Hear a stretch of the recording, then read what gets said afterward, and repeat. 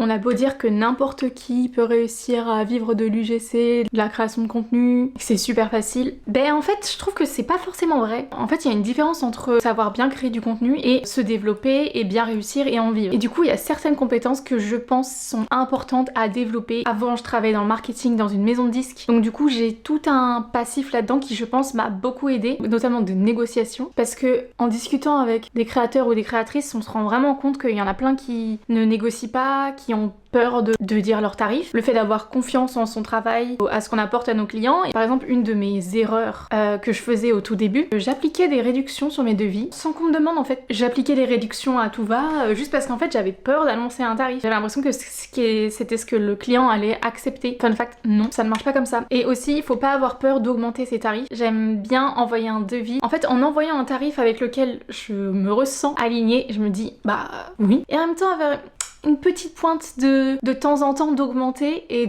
d'avoir un peu peur pour dépasser des paliers en fait. Parce que sinon si on s'écoute soi-même, et ben on va se dire bah non mais ça va jamais être accepté. Et du coup pour tenir dans la durée, bah t'es obligé. Il y a aussi le fait de s'entraîner à prospecter de manière générale, de parler de son offre, d'avoir confiance en son offre, de pas avoir peur de parler de ses services, que ce soit sur les réseaux, si on a un appel avec un client, de s'entraîner à faire des appels avec les clients. Ça aussi avec le temps j'ai appris à être plus à l'aise et à être plus moi-même d'ailleurs, parce que des fois on joue un peu un rôle. On essaie d'être vraiment pro alors que je trouve que ça passe beaucoup mieux en étant juste soi-même et naturel. Je vais pas sortir une bière en plein milieu d'un call et dire chin, de toute façon je ne bois pas de bière, mais c'est important d'être soi-même. Et ça c'est en faisant qu'on devient forgeron, qu'on forgeonne. Qu'est-ce que je veux dire là-dessus? Et du coup prospecter aussi, de temps en temps il faut pas... J'ai été de la team de avoir des demandes entrantes et donc du coup ne pas faire d'efforts de ce côté-là. Maintenant je fais des efforts pour des marques qui me font vraiment kiffer et surtout des domaines dans lesquels j'ai envie d'avoir plus de collabs et dans lesquels je n'en ai pas forcément. Même si en fait la majorité se passe avec des demandes entrantes. Bien sûr du coup il y a des compétences sur les réseaux sociaux, savoir un peu comment marchent les pubs, aussi être naturel à la caméra. C'est important de travailler un peu sa façon de parler à la caméra. Étant donné que c'est un contenu humain, faut essayer d'être humain. Voilà.